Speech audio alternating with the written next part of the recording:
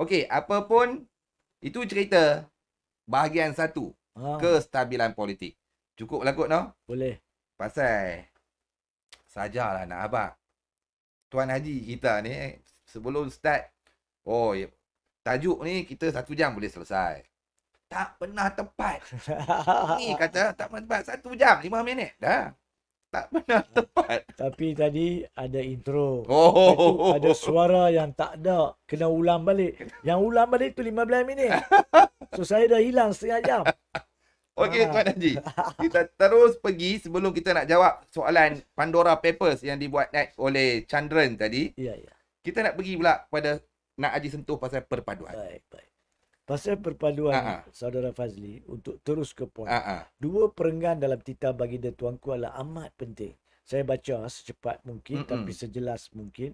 Perenggan 10 berbunyi, saya perhatikan setelah lebih 60 tahun Malaysia dibentuk, hubungan perpaduan antara kaum masih belum sempurna.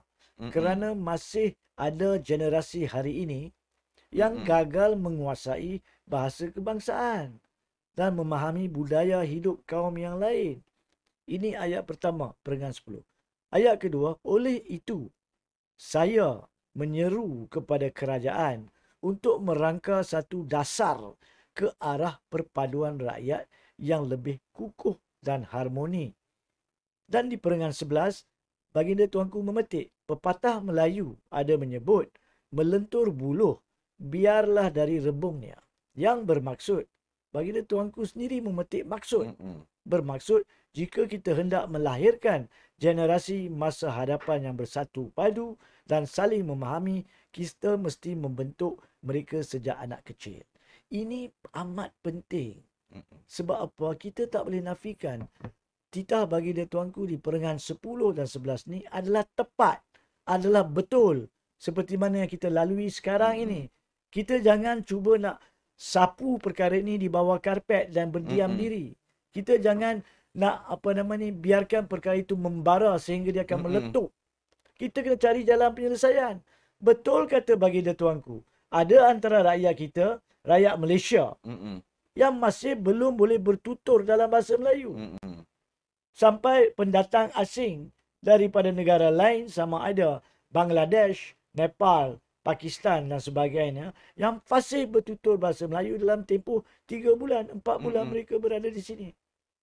Ini memalukan kita sebagai negara Malaysia. Bagaimana rakyat negara Malaysia sendiri tidak boleh bertutur bahasa Melayu.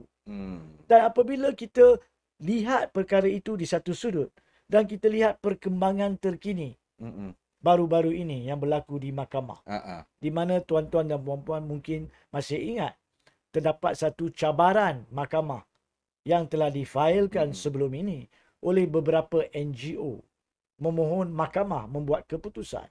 Ada atau tidak? Adakah sekolah vernacular yang menggunakan bahasa pengantar Cina dan Tamil itu sah atau tidak? Dipelihara atau tidak di bawah perlembagaan? Secara khususnya perkara 152.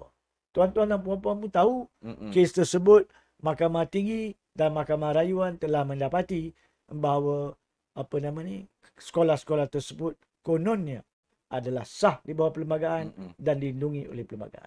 So pada 10 hari bulan Februari yang lalu, NGO-NGO tersebut telah membuat permohonan untuk memperolehi kebenaran merayu lanjut ke Mahkamah Persekutuan. Mahkamah telah membuat keputusan mengatakan bahawa tiada kebenaran diberikan. Dalam erti kata lain, dari sudut mahkamah sudah muktamad. Kes di mahkamah dah selesai.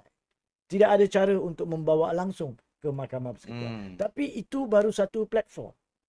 Mahkamah adalah satu daripada 3 cabang. Kenapakah NGO itu memfailkan tindakan di mahkamah pada masa itu? Sebab segala usaha yang dibawa melalui platform kerajaan maupun platform parlimen tidak dilayan. Tidak ada kekuatan politik.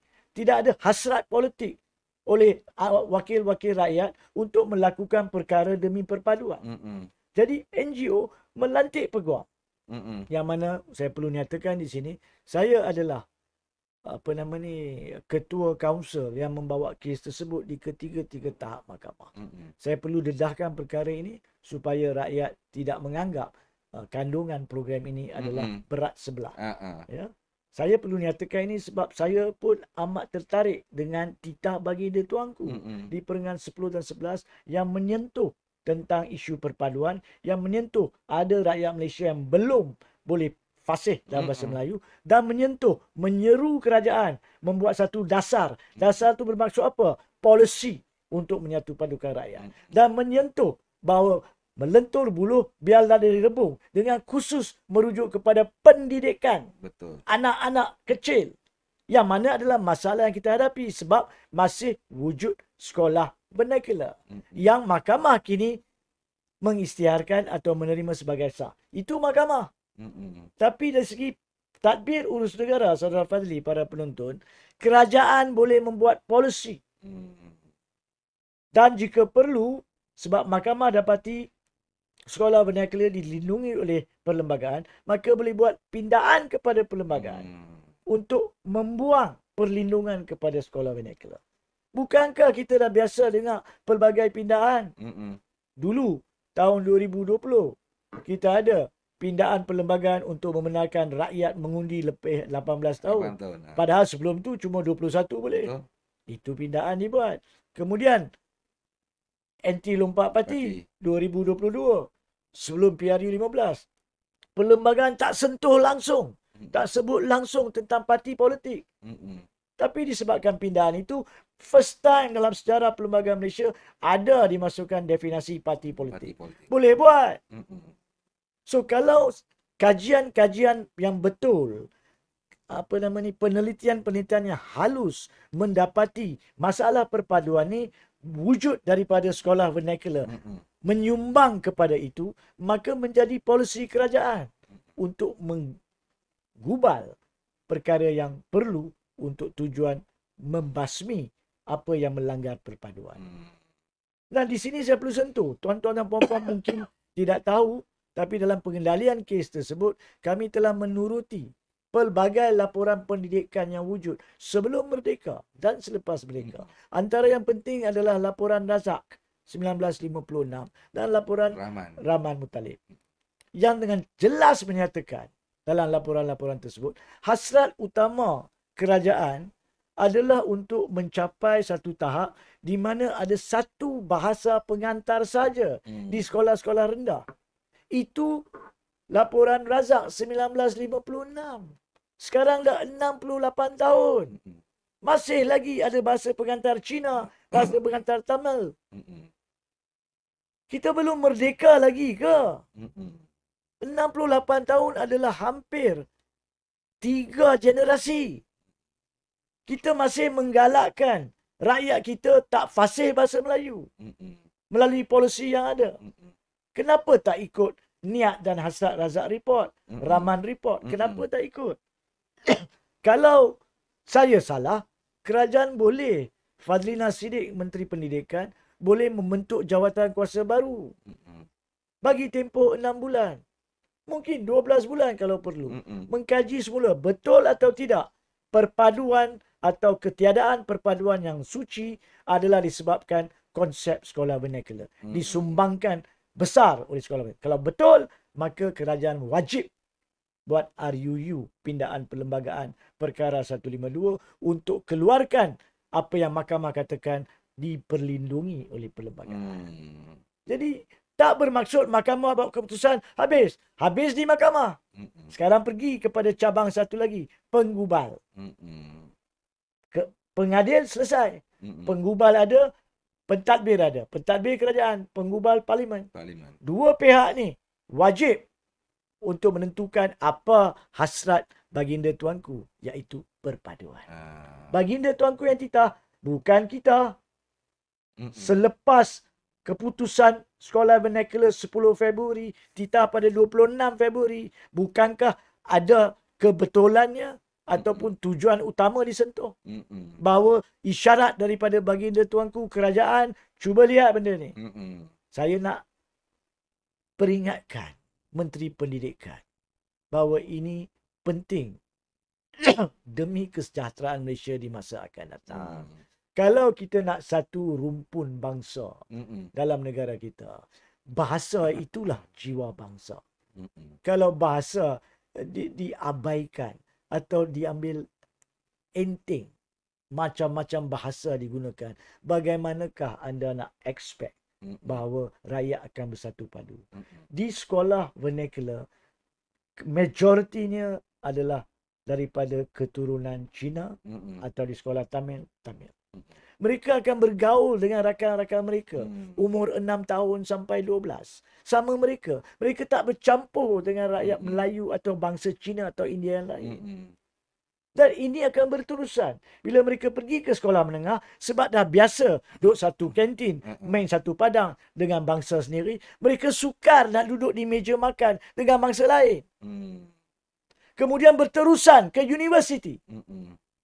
Walaupun kita tahu di universiti jumlah pelajar campur, walaupun jumlahnya berkurangan mengikut kuota yang ditentukan oleh pendidikan, itu satu isu berbeza yang kita boleh sentuh dalam topik lain.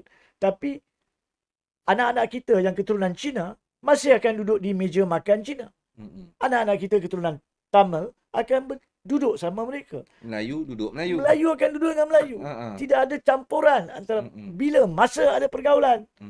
Habis universiti, bila kerja, yang mana yang bukan Melayu akan pergi ke syarikat swasta yang Cina atau India. Yang akan bercakap dalam bahasa mereka masa kerja di pejabat. Macam mana nak ada perpaduan? Betul. Daripada umur 1 tahun sampai 25 tahun start kerja, tak mungkin kerajaan tak menggalakkan proses perpaduan. Macam mana nak ada perpaduan? Kemudian kita kata, ada tindasan lah, ada ni lah, ada tu lah. Perkara ini dah lama sangat. Saya sekarang dah umur nak masuk 57. Saudara Fazli pun 50. Benda ni tak boleh kita terima masih wujud lagi di tahun 2024. Dan titah bagi dia tuanku adalah tepat pada masanya. Fazlina Siddiq, Anwar Ibrahim sebagai Perdana Menteri, sila ambil serius. Mahkamah buat keputusan, itu keputusan mahkamah. Anda masih memegang kuasa untuk mengubah polisi dan membuat pindaan perlembagaan. Bila perlembagaan dipindah, mengeluarkan pemeliharaan sekolah vernacular, maka sekolah vernacular tak wujud. Bukan maksudnya saya minta tutup. Tapi kalau bahasa pengantar diubah pada bahasa Melayu, setiap sekolah vernacular dijadikan sekolah kebangsaan. Anak-anak masuk-masuk sekolah tersebut. Padang-padang sukan dia masih padang-padang sukan dia. Tapi bahasa pengantar tu kena ubah. Ada yang mengatakan sekolah vernacular, sistem pendidikan bagus. Alhamdulillah. Itu boleh dianak angkatkan untuk memperbaiki sistem pendidikan kebangsaan. Tapi itu tidak bermakna menjadi asas untuk kekalkan pembukaan sekolah vernacular. Terbalik. Tak masuk akal. Oh, sebab sekolah vernacular sistem pendidikan yang bagus, maka kita tak perlu galakkan sekolah bahasa pengantar bahasa Melayu. Alasan yang palsu. Patut kita ambil contoh sistem pendidikan untuk perbaiki sistem pendidikan kebangsaan. Bukan jadikan alasan untuk kekalkan mereka mundur. Jika pun mundur, saya tak mengatakan dia mundur. Saya mengatakan apa yang ramai katakan. Tapi kalau itu hakikatnya, maka perbetulkan sistem pendidikan. Mengambil contoh daripada sekolah vernacular jika itu contoh yang baik. Tapi pada masa yang sama, anak-anak kita kena dilentur. Buluh kena dilentur dari rebung. Kalau tidak, dia jadi bahaya. Seperti mana kita sudah sampai ke tahap itu. Hari ke hari, isu 3R dikatakan wujud. Kenapa wujud? Sebab perpaduan lemah. Seperti yang dititahkan oleh baginda tuanku. Inilah penyelesaiannya.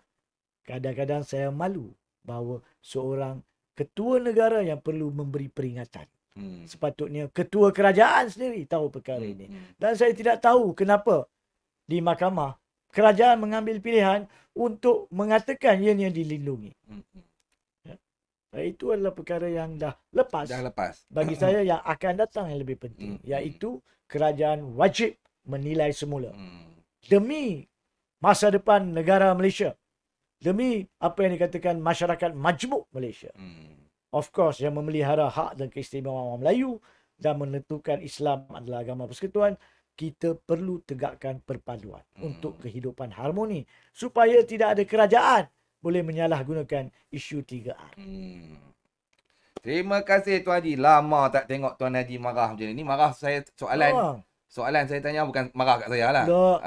Saya bukan marah kat soalan pun. Saya marah kepada hakikat bahawa setiap kerajaan sebelum ni, sama ada Barisan Nasional, sama ada Pakatan Harapan 1.0, ataupun Ismail Sabri, maupun Pakatan Harapan 2.0. Semua kerajaan menolak isu ni. Betul. Semata-mata saya percaya kerana takut hilang kuasa politik. Kalau nak bubarkan sekolah vernacular atau nak bubarkan penggunaan bahasa pengantar, kononnya akan hilang sokongan orang bukan Melayu, bukan Islam. Itu palsu. Ramai kawan-kawan kita yang bukan Melayu faham peri pentingnya sekolah kebangsaan, bukan sekolah vernacular. Saya pernah, minta maaf saya mungkin lanjut. Saya pernah hadir satu seminar di mana isunya tentang perpaduan dan saya telah menyentuh perkara ini tahun 2018. Sebelum pun saya pergi ke mahkamah untuk cabaran sekolah vernacular. Dan saya telah menyatakan bahawa tiba masanya bahawa anak-anak kita semua ni satu bahasa pengantar, tutup sekolah vernacular, pelbagai bahasa pengantar, dan wajibkan setiap rakyat Malaysia, anak Malaysia ni belajar tahun pertama dan kedua bahasa Tamil. Melayu pun belajar Tamil. Cina pun belajar Tamil. Tahun ketiga, tahun keempat belajar satu dialek Cina. Katalah Hokkien ke Mandarin ke Cantonese, whatever yang menjadi majority. Semua Melayu pun belajar, India pun belajar. Dan tahun kelima, tahun keenam semua belajar bahasa Arab. Supaya rakyat Malaysia akan tahu asas Tamil dia cakap apa, Cina dia cakap apa, Quran cakap apa, yang orang Melayu duduk sembahyang ni, Arab. Nampak tak? Dan pada masa itu, penonton yang duduk di barisan depan, majoriti ni adalah cikgu-cikgu ataupun penjawat awam daripada keturunan India. Semua berdiri tepuk tangan. Yang India setuju.